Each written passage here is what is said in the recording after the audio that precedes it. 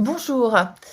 Donc nous sommes, ensemble donc pour, avoir une conférence, sur, être visible sur internet, c'est simple. Donc en gros, cette conférence a pour objectif de vous donner des bons réflexes pour pouvoir augmenter la visibilité, de votre entreprise. Donc en bref, je vais déjà commencer par, me présenter. Donc moi je m'appelle Catherine Edley, ça fait plus de 20 ans que je suis spécialisée en acquisition digitale. Donc mon métier, c'est de générer, du trafic sur les sites web, de générer des ventes pour les entreprises avec lesquelles je travaille. En parallèle, je suis également, co-auteure, de plusieurs, livres, aux éditions, Duno, dont le dernier est, la boîte à outils de la stratégie digitale, omnicanal. En parallèle, j'ai une société qui s'appelle le cabinet Hedley & Co, donc sur lequel nous travaillons avec nos clients sur 3 axes: la partie référencement naturel, la partie, social ads et la partie Google Ads. Et puis je suis responsable pédagogique du MBA e-business et stratégie digitale au MBA ESG et co-responsable du master Digital Business, à PSB. Donc, voici pour, mon autopromo et je termine juste avec les 3 livres, dont 2 qui sont, chez Duno, puisqu'on est invité ici par Duno, mais également les clés du fundraising, digital avec l'Association française des fundraisers. Alors, pour commencer, le premier point qui est important, ça va être de voir en fin de compte comment on peut, définir ses objectifs business, puisque le référencement, c'est du business.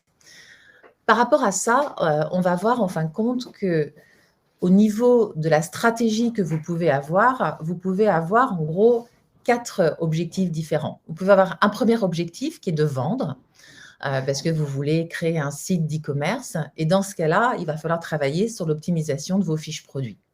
Vous pouvez avoir un autre objectif qui va être de générer du trafic vers le site web et dans ce cas-là, il va falloir plutôt travailler, sur des contenus, trouver des contenus à valeur ajoutée, peut-être travailler sur les relations presse qui vont être importantes aussi pour la partie référencement naturel et peut-être travailler également la stratégie de liens, c'est-à-dire les liens qui viennent d'autres sites vers le vôtre.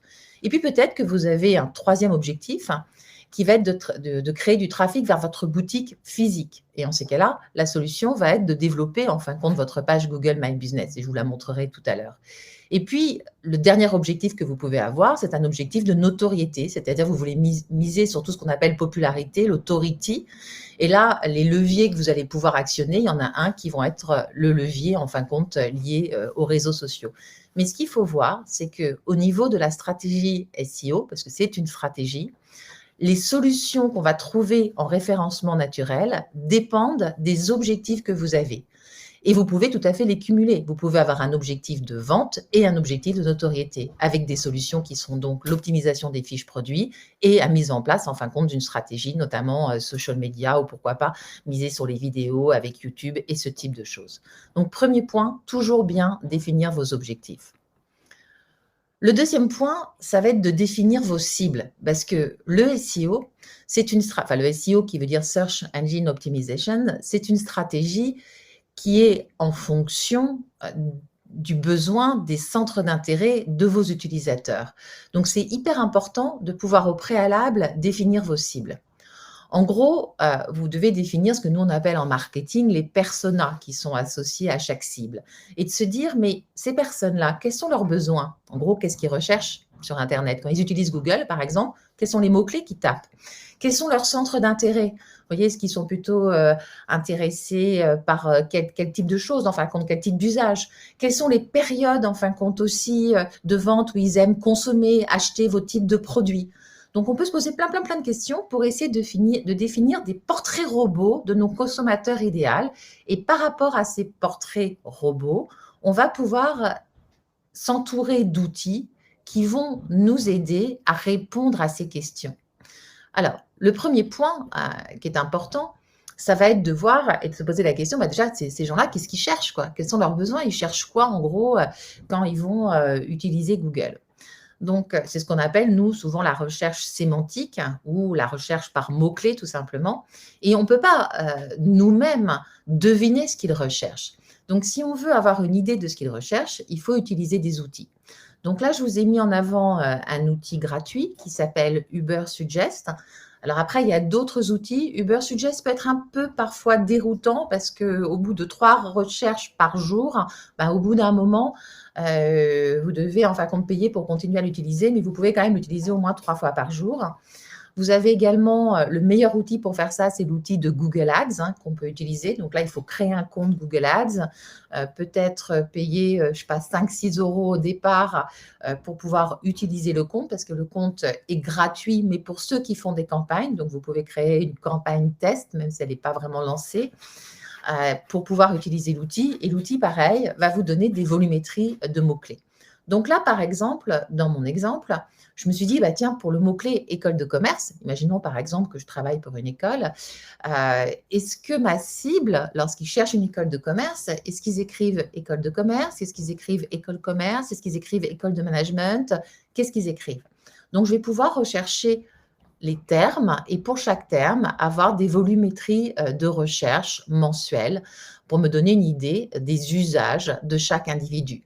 Maintenant, ce qu'il faut savoir, c'est que ces résultats sont des résultats qui sont donnés en exact. Donc, ça ne vous donne quelque part que des tendances pour comprendre quel type de mot est utilisé par rapport à un autre. Il ne faut pas se dire, mais il n'y a que 18 100 fois où ce terme est cherché par mois. Ce n'est pas comme ça qu'il faut l'interpréter.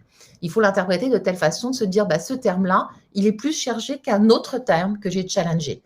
Et quand je dis en exact, ça veut dire que ça ne prend en compte que les personnes qui ont recherché exactement école de commerce. Okay, celui qui aurait recherché quelle est la meilleure école de commerce n'est pas compris dans ce chiffre-là. Donc ça, un des points qui est important. Deuxième point, les saisonnalités. Qu'est-ce qu'on peut faire en fin de compte? Parce que ça serait intéressant de savoir, mais quels sont les mois, par exemple, où ils vont le plus acheter des scarpins, vous voyez, au niveau de l'année. Est-ce que c'est une saisonnalité qui va être stable? Donc là, pour faire cela, je peux utiliser un autre outil, qui est un outil gratuit, lui, pour le coup, qui s'appelle le Google Trend. Et Google Trend est intéressant parce qu'il va me permettre de pouvoir voir selon certains pays. Donc là, on est affiché sur la France pour les 12 mois de l'année, mais j'aurais pu paramétrer simplement un trimestre, j'aurais pu paramétrer monde entier, vous voyez, ou choisir un autre pays, l'Angleterre, et je vais pouvoir savoir, en fin de compte, par rapport à ce mot-clé, bah, quelles sont les tendances de recherche sur les mois de l'année. Et j'aurais pu le comparer à un autre terme. Donc là, aussi très important, parce que ça me permet de pouvoir comprendre bah, quels sont les moments qui sont les plus importants, quels sont les moments qui sont les plus importants au niveau clé pour moi. Donc, en gros, par rapport à ma cible, ce que j'essaye de comprendre, c'est comment elle cherche et quand elle cherche, d'accord, pour pouvoir adapter ma stratégie de référencement naturel. Après, qu'est-ce qu'on va faire? Ben, on va regarder déjà comment on peut profiter des opportunités de visibilité qu'offre Google. Alors, pourquoi Google? Parce que comme vous le savez, ben, en France, en tout cas, c'est l'intermédiaire de recherche qui est le plus utilisé. Et il n'y a pas que la France. Au niveau monde, je crois que Google a une part de marché qui dépasse les 94%, donc c'est assez énorme. Il y a 2 autres pays, en revanche, où Google n'est pas majoritaire. C'est d'un côté la Russie avec Yandex, et puis bien entendu la Chine avec Baidu. Mais partout ailleurs, si on veut être bien référencé, on va penser forcément être bien référencé pour Google. D'accord? C'est notre premier intermédiaire de recherche. Donc, si je veux avoir de la visibilité immédiate et simplement, puisque c'est un peu l'objectif de la conférence, c'est de pouvoir déjà se poser la question, quelles sont les opportunités gratuites que m'offre Google? Une des premières opportunités, ça va être ce qu'on appelle la fiche Google My Business. Donc, la fiche Google My Business, c'est ce que communément on va appeler la Google Map. Vous voyez, c'est quand, par exemple, si je cherche adresse des MBA ESG parce que je veux m'y rendre, là, je vais avoir la fiche Google Map de Google. Cette fiche est une fiche gratuite que Google propose à votre entreprise. Donc, vous voyez, par exemple, si vous avez un objectif de référencement qui est de générer du trafic dans votre boutique physique, c'est vrai que d'avoir une fiche Google Maps, on va dire que c'est le premier réflexe et c'est un réflexe qui ne vous coûte strictement rien. Dans cette fiche Google My Business, vous allez pouvoir uploader votre logo, vous allez pouvoir uploader des photos qui présentent votre entreprise, mais vous allez pouvoir aussi uploader, pourquoi pas, votre offre de produits et de services. Et vous allez pouvoir aussi publier des actualités par rapport à cette fiche qui seront directement indexées dans Google. Donc ça, c'est une étape très simple que tout le monde peut faire dès maintenant. Quand on continue à regarder les opportunités, qu'offre Google, sur cette page Google My Business, on va avoir également des avis qui sont donnés et les avis sont hyper importants pour la partie référencement. Pourquoi?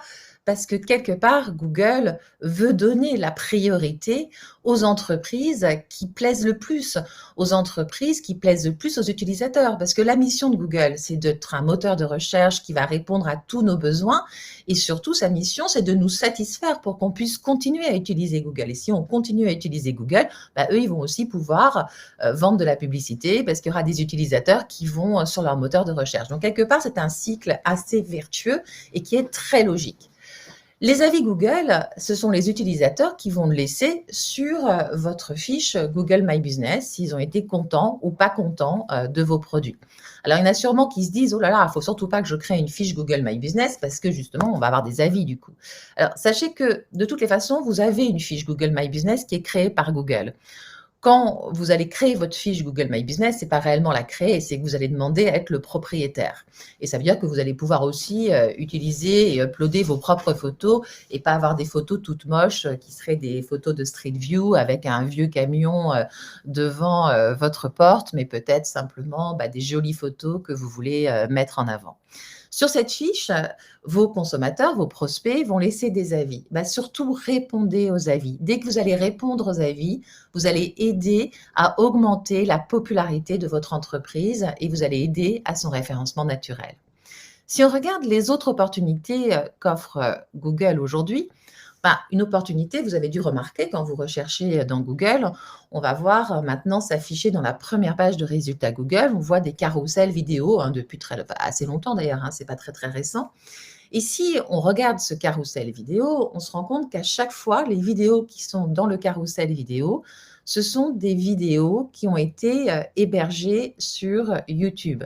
Donc peut-être qu'un des réflexes en termes de visibilité, c'est de créer une chaîne au nom de votre entreprise sur laquelle vous allez pouvoir uploader une vidéo de présentation. Sachez qu'aujourd'hui, les utilisateurs sont tous paresseux. On préfère regarder une vidéo que de lire un long texte. Mais là aussi, il faut quand même faire attention. Toutes les vidéos ne sont pas des vidéos qui vont forcément être intéressantes en référencement naturel. Une vidéo qui est intéressante en référencement naturel est une vidéo qui est jugée comme un contenu intéressant. Et un contenu intéressant, c'est un contenu qui dépasse les 3 minutes. Ça ne veut pas dire qu'il ne faut pas faire de vidéos inférieures à 3 minutes. Vous pouvez faire des films publicitaires, mais une publicité n'est pas considérée comme du contenu à valeur ajoutée. Donc, quelque part, si on veut miser sur l'opportunité de s'afficher dans le carrousel vidéo, en fonction d'une recherche d'un internaute, un des éléments déjà, c'est de prévoir des vidéos qui sont suffisamment longues en temps, et donc un temps d'à peu près 3 minutes pour la partie carrousel vidéo. Autre point, donc on a vu qu'il fallait qu'elle soit hébergée, bien entendu, sur YouTube. Donc là, hop, je passe. Autre opportunité également, toujours si on regarde les opportunités, Google, on va avoir également toute la partie podcast. Et si on regarde toute la partie podcast, on voit que dans les pages de résultats Google, on a également des carousels podcast qui va s'afficher dans la page de résultats Google. Et lorsqu'on regarde au niveau du carrousel podcast, et là, de la même façon, on s'aperçoit que le carrousel podcast, il va reprendre en compte tous les podcasts que vous avez hébergés sur Google Podcast. Donc, c'est vrai que un des deuxièmes réflexes à avoir, si vous créez du contenu podcast, c'est peut-être ces podcasts de penser à créer une chaîne Google Podcast, toujours au nom de votre marque, qui va pouvoir héberger l'ensemble de ces podcasts. Donc, on peut créer cette chaîne Google Podcast à vos couleurs, c'est-à-dire avec votre logo que vous allez avoir sur la chaîne, comme sur la partie chaîne YouTube. Donc, en gros, vous commencez à vous équiper avec les outils Google. Autre opportunité pour ceux qui vendent des produits sur Internet, c'est de profiter de la partie Google Shopping. Alors, sur la partie Google Shopping, ça c'est intéressant parce qu'il y a quelques mois, le Google Shopping n'était accessible qu'à ceux qui faisaient de la publicité en Google Shopping. Et on n'avait que des résultats qui étaient des résultats payants. Depuis le confinement, Google a ouvert son Google Shopping à tous les sites marchands. Et dans Google Shopping, dans l'onglet Google Shopping, on va avoir à la fois des produits qui s'affichent en payant, donc ce qu'on appelle nous le PPC, on paye par clic. Donc ça ici, par exemple, c'est l'affichage payant en haut. Et puis en dessous, on a les résultats organiques, c'est-à-dire naturels, c'est-à-dire gratuits. La seule petite astuce, c'est que si vous voulez profiter de Google Shopping, vous devez au préalable ouvrir un compte Google Merchant Center. C'est le terme que j'ai mis à côté de Google Shopping. Donc là aussi, c'est un compte gratuit. Et dans ce compte, vous allez pouvoir enregistrer le flux de vos produits en provenance de votre CMS qui va être votre CMS de plateforme e-commerce. Donc, par exemple, c'est quoi un CMS de plateforme e-commerce? Ça peut être WooCommerce, ça peut être Shopify, ça peut être PrestaShop, ça peut être Magento. En gros, c'est ce qui sert à créer le site d'e-commerce et on peut enregistrer son flux de produits. Et c'est intéressant parce que ça veut dire que ça va être le produit qui est disponible en stock, avec le bon prix, avec la promotion, etc. Donc, si on n'enregistre pas le flux de produits sur Merchant Center, on n'est pas présent dans Google Shopping en organique. Donc ça, c'est aussi un point qui est important aujourd'hui à prendre en compte. Et puis, bien entendu, si on regarde les opportunités Google, il faut peut-être soutenir aussi un peu tout ce qui est gratuit par du payant. Et ce n'est pas complètement idiot d'avoir un budget, vous voyez, qu'on peut prévoir également en Google Ads. Parce que si on regarde et si on observe cette page de résultats Google, on s'aperçoit qu'en haut de la page, les premiers résultats, c'est des résultats payants. Et l'organique arrive juste en dessous. Ceci dit, la map est dans la première page, le vidéo carrousel aussi, et le podcast carrousel également. Puis, qu'est-ce qu'on doit faire également? On va, en fin de compte, on a dit qu'on allait miser sur les contenus. Les contenus sont importants parce que si j'ai des objectifs de référencement, le contenu a toujours été un peu roi et le contenu va toujours m'aider à gagner en référencement. Alors, qu'est-ce que je peux faire pour miser sur les contenus? D'un côté, on a dit qu'on pouvait, en fin de compte, miser sur les contenus qui vont être des vidéos. Mais aussi, à partir d'une vidéo, on va pouvoir créer 2 types de contenus. Ça, c'est assez intéressant. On peut faire de la multiplication des contenus. Donc là, vous voyez dans ma capture d'écran, qu'est-ce que j'ai fait? J'ai pris une vidéo qui est sur YouTube. J'ai cliqué sur le petit onglet que je vous montre là, qui sont les 3 petits points. Et au niveau de ces 3 petits points, je vais pouvoir, en fin de compte, accéder à la transcription de mon contenu vidéo. Donc, le transcript, c'est ce qui est ici, sur la partie carrée, c'est que des phrases. Ça va me permettre de pouvoir créer, à partir de mes vidéos, un contenu texte, en récupérant déjà le transcript de la vidéo et ce contenu texte, de le publier sur mon site pour avoir du contenu. Mais je peux également aller plus loin.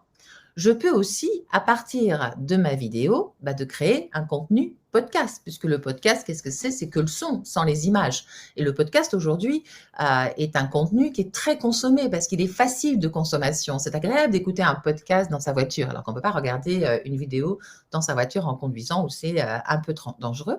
Donc là, idem, qu'est-ce que je vais faire? Je vais pouvoir convertir ma vidéo, vous voyez, en podcast, donc en utilisant le convertisseur YouTube MP3 qui va me permettre de transformer ma vidéo en podcast. Donc, si je mise sur les contenus, il va falloir que je sois malin. Et si je crée une vidéo, je peux en faire un texte, je peux en faire un podcast. Et déjà, je vais avoir, en fin de compte, 3 contenus pour le prix d'un. Je peux également retravailler aussi sur mon site mes anciens contenus. Ça aussi, c'est quelque chose qui peut être intéressant, vous voyez, de pouvoir vous dire, il y a des contenus qui ont très bien fonctionné.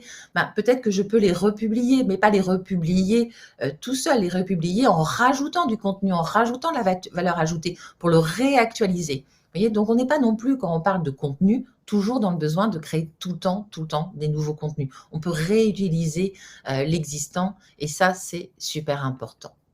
Puis, si je continue toujours à vouloir essayer d'avoir les bons réflexes pour être bien référencé, je vais toujours continuer à optimiser. C'est vrai qu'on parle toujours d'optimisation du site web, l'optimisation des contenus, l'optimisation SEO. On optimise en fin de compte un peu partout. Et regardons les axes à optimiser. Alors déjà, le premier point, c'est que pour optimiser, il faut aujourd'hui se focaliser sur l'expérience utilisateur. Vous avez peut-être entendu parler d'un nouvel algorithme de Google qu'on appelle le Core Web Vital. Et en gros, ce Core Web Vital, il est focalisé sur 4 axes. Donc, d'un côté, la vitesse de chargement d'un site. Il faut que les pages se chargent rapidement parce que personne n'a envie d'attendre des minutes entières avant que le contenu se charge. Il faut que le site, bien entendu, soit sécurisé. Ça a toujours été le cas parce que c'est rassurant. Il faut également que le site, en fin de compte, se charge facilement en termes de performance des contenus images. Et puis, il ne faut pas qu'il y ait des grosses pop-up, des interstitiels, des choses, en fin de compte, qui vont gêner l'expérience utilisateur. Lorsqu'on parle d'optimiser, on va également continuer à optimiser en utilisant le b.a.-ba du SEO et c'est toujours d'actualité. Alors le b.a.-ba du SEO, c'est quoi? C'est de mettre les mots-clés qu'on a cherchés tout à l'heure déjà dans les titres de vos pages, dans les balises title. Ça va être également de nommer correctement vos images, le nom du fichier image avec ces mots-clés. Puis pourquoi pas rajouter également le nom de la marque qui va être important au niveau de l'image. Séparer les mots par le tiret du 6 aussi pour que les robots le comprennent correctement. Travailler avec attention la structure de votre site, ce qu'on appelle, nous, l'arborescence, pour que cette arborescence, elle soit facilement crawlable par les robots de Google, qu'elle soit facilement donc indexable, parcourue. En gros, il faut qu'elle soit logique, votre arborescence. Et puis, utiliser également ce qu'on appelle les balises schéma. Donc ça, c'est un nom un peu barbare, mais qui permet d'aider les robots à comprendre les types de contenus. Alors, je vais vous donner un exemple rapide. Imaginons que je veux optimiser mes fiches produits, ce qui est important si je suis sur un site d'e-commerce. Dans le code source de ma fiche de produit, je vais insérer une balise qui s'appelle Schema Product. Et cette balise Schema Product, qu'est-ce qu'elle va reprendre? Elle va reprendre déjà le nom du produit, elle va reprendre la référence du produit, elle va reprendre le prix du produit. Si vous avez sur votre site des reviews par rapport au produit, elle va reprendre les reviews, elle va reprendre les ratings, les notes qu'ils ont données, les avis clients. Enfin, toutes ces choses-là vont être reprises dedans, dans la partie schéma. Et ça va aider Google à comprendre qu'est-ce que c'est que ce produit, quelle est sa couleur, quelle est sa référence, quelle est sa taille, enfin, vous voyez, tout ce genre de choses. Si vous avez un site de recettes de cuisine, sur chaque recette, vous allez mettre, en fin de compte, dans le code source, une balise schéma recipe. Et là, c'est pareil, vous allez mettre le nom de la recette, les ingrédients, les calories, enfin, les temps de cuisson. Enfin, vous allez pouvoir enrichir, en gros, la connaissance du contenu pour le moteur de recherche de Google. Quoi d'autre encore dans l'optimisation? Vous allez aussi penser, bien entendu, mobile first. Aujourd'hui, c'est évident, en fin de compte, on se connecte plus à Internet via les mobiles que via les desktops. Donc, quand vous êtes en train de penser le design de votre site, pensez en premier mobile, puis après ordinateur, puisque vos utilisateurs, majoritairement, ils vont se connecter à votre site par la partie mobile. Pensez également à profiter de ce qu'on appelle sur les pages de résultats Google, toute la partie Knowledge Graph avec les informations qui proviennent de Wikipédia. Donc ça aussi, c'est important. Si vous êtes une entreprise qui existe depuis longtemps, peut-être qu'il y a une fiche Wikipédia, regardez un petit peu si elle est actualisée, peut-être rajouter des éléments dessus. Là aussi, ça va ressortir dans les pages de résultats Google.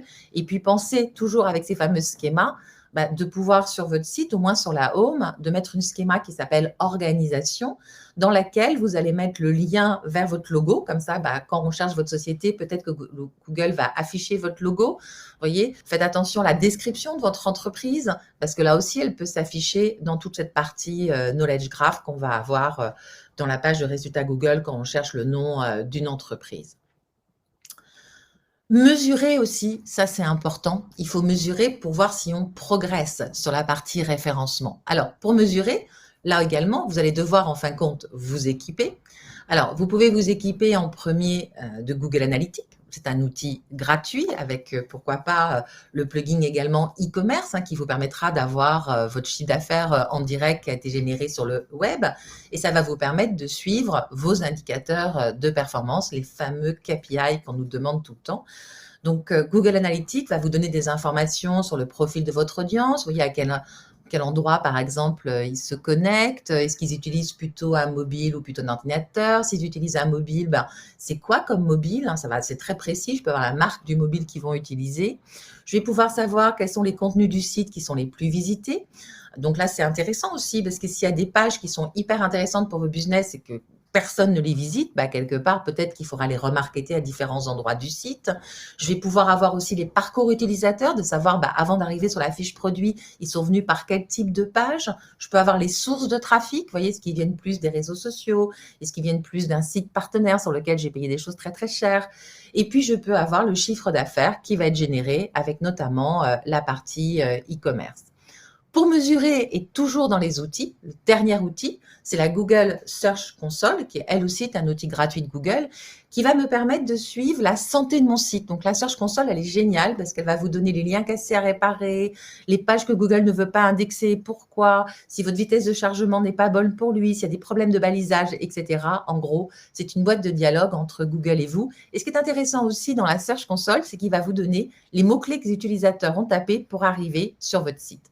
Donc voilà quelques conseils pratiques et puis je vais pouvoir maintenant répondre à vos questions si vous avez des questions. Donc n'hésitez pas à utiliser le chat et Mathieu va me donner vos questions et je pourrai donc y répondre en direct. Merci. Et n'hésitez pas, si vous avez besoin d'aide, je vous ai mis mon mail professionnel et également l'URL de la page LinkedIn de notre société. Alors Mathieu, je ne sais pas s'il y a des questions, j'attends qu'il n'y a pas de questions. Regardez bien dans la partie publique du chat pour les questions. Pardon? Dans la partie publique du chat. L'onglet public. Pardon, ah oui. C'est oui, bon? c'est bon. Parfait. Merci. Ah, donc il y a une question qui est comment faire pour appliquer les balises schéma avec quel outil? Alors déjà, ça va se faire avec votre CMS. Donc par exemple, si vous utilisez WordPress comme CMS, vous allez pouvoir utiliser des plugins qui vous permettent d'intégrer les balises schéma. Et puis le meilleur outil, je pense que c'est d'avoir un bon développeur. Alors, qu'est-ce qu'une chaîne Google Podcast par rapport à un blog et un autre? La chaîne Google Podcast, bah, c'est comme YouTube. YouTube, c'est un site sur lequel on peut créer des chaînes pour les entreprises.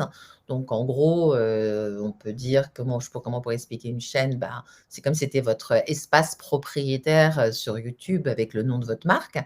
Et ben, pour le podcast, c'est pareil. Vous pouvez en fin de compte avoir Google Podcast et sur Google Podcast, vous pouvez créer comme un site Google Podcast au nom de votre marque. Donc, si vous vous appelez par exemple Nestlé, bah, vous pouvez avoir un endroit où ce sera tous les podcasts de Nestlé qui seront enregistrés dedans et avec, bien entendu, le logo de l'entreprise. Je ne sais pas si ça répond à la question. Alors, il y a une autre question qui est comment optimiser Google My Business quand on est pour une activité, un site 100% marchand, non physique et pas encore en activité. Alors, excusez, je suis désolée, mais alors là, j'ai un peu du mal à comprendre la question. Google My Business, quand on est pour une activité, un site 100% marchand et non physique et pas encore en activité.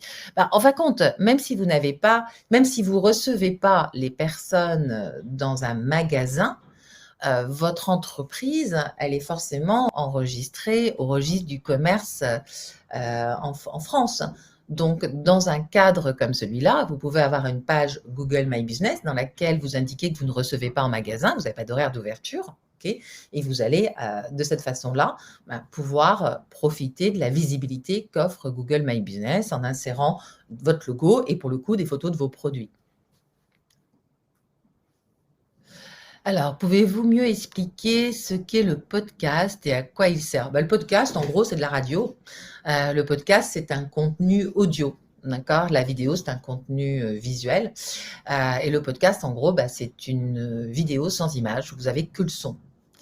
Donc, les podcasts aujourd'hui sont de plus en plus utilisés. Alors, ce qui est assez amusant d'ailleurs, parce que quelque part, le podcast, je trouve que ça revient un peu en arrière. On écoute un peu des émissions de radio. Et ce sont des contenus très utilisés par les utilisateurs et donc du coup très marketés par Google aussi.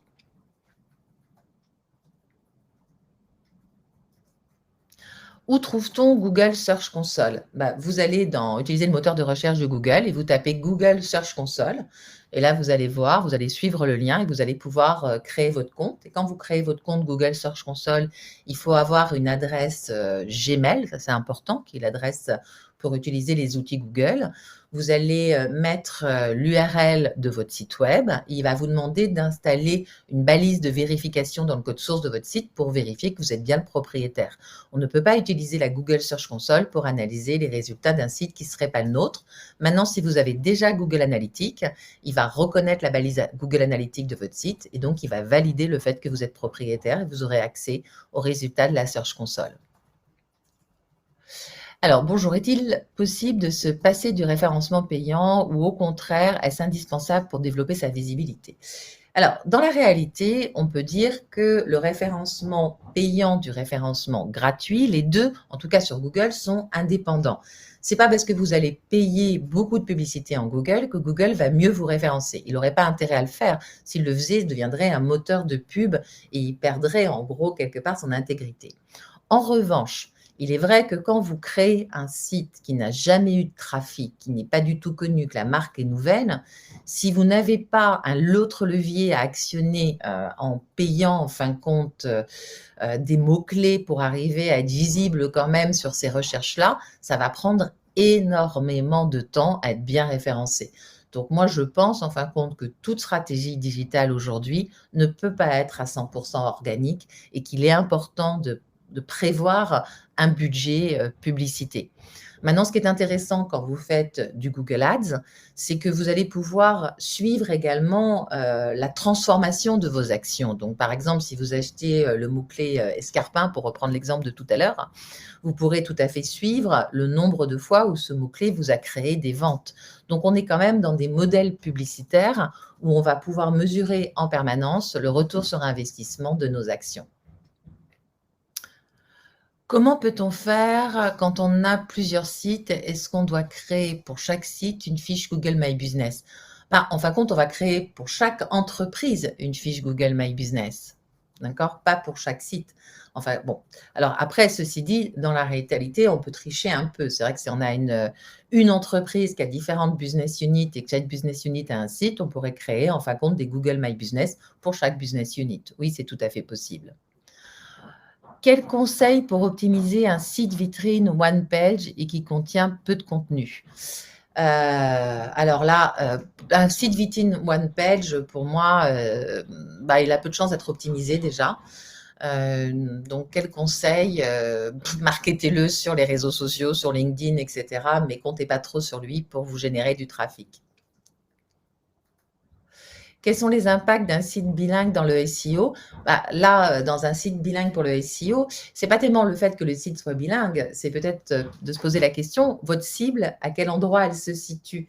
Donc, si vous avez une partie de la cible qui est en Angleterre et une partie de la cible qui est en France, il va falloir surtout travailler la partie hébergement. C'est ça qui est important et qui aura un impact sur le trafic. Donc, de regarder tout ce qui est hébergement international. Ça, c'est vraiment super important. Où doit-on construire l'arborescence logique dans le site web de l'entreprise? Alors, l'arborescence, on va la construire sur un fichier Excel en premier ou sur un morceau de papier. Donc, en gros, c'est le plan, c'est le plan du site.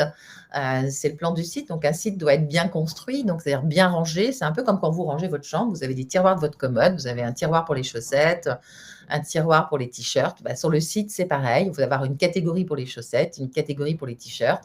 Et il faut que ces catégories soient facilement accessibles de la home page. Vous voyez, il y a une logique, en fin de compte, dans la construction du site, exactement comme si je rangeais une commode dans ma chambre. C'est la même chose. Mais l'arborescence, pour répondre à votre question, où est-ce qu'on l'a fait? On l'a fait déjà sur un morceau de papier. C'est un dessin où on peut la faire sur un fichier Excel ou sur un document Word. Mais en tout cas, on ne la fait pas au début dans la partie CMS. Lorsqu'on a une activité qui est répandue, rénovation, quels mots-clés pouvons-nous utiliser?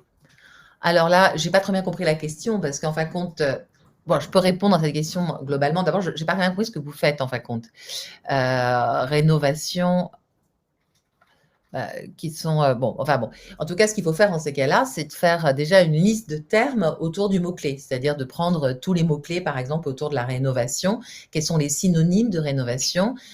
Qu'est-ce qu'un puis rénovation de quoi? Vous voyez, est-ce que c'est des rénovations d'immeubles, de maisons? Est-ce que c'est une rénovation voyez, enfin, de meubles? Qu'est-ce que c'est? Donc déjà de spécifier, de faire une liste de termes, et après cette liste de termes, d'aller chercher leur volumétrie en utilisant les outils comme Ubersuggest, comme Google Ads, qui vont en fin de compte, enfin le Keyword Planner de Google Ads, qui vont vous donner les volumétries de ces mots-là. Alors, comment accroître le nombre de vues sur les vidéos YouTube? Déjà, plusieurs solutions. En organique, ça va être de pouvoir bien optimiser la fiche de votre vidéo YouTube. Donc, ça veut dire de mettre des mots-clés dans le titre de la vidéo, faire attention de ne pas sélectionner que c'est un contenu qui est fait pour les enfants. D'accord? C'est une grosse erreur que je vois partout. Si vous n'avez pas créé un dessin animé, a priori, ce n'est pas un contenu pour les enfants. Donc, il faut, sinon, vous allez restreindre les personnes que vous allez toucher. Pensez à mettre des tags sur la vidéo, d'écrire une belle description qui explique vraiment ce que c'est que cette vidéo. Donc ça, c'est la partie organique. Pensez à ce qu'elle soit supérieure à 3 minutes. Et puis là aussi, ça peut valoir le coup d'avoir aussi un budget ads pour booster la vidéo. Donc, on peut faire des campagnes vidéo avec Google Ads, et c'est des campagnes vidéo, des vidéos YouTube.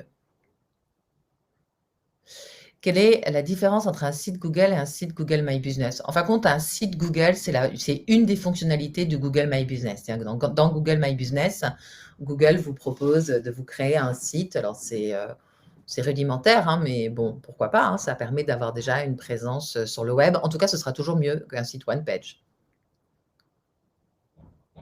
Alors, est-ce qu'on sait si Google référence mieux un logiciel e-commerce d'un autre ou commerce prestataire? Au niveau des CMS.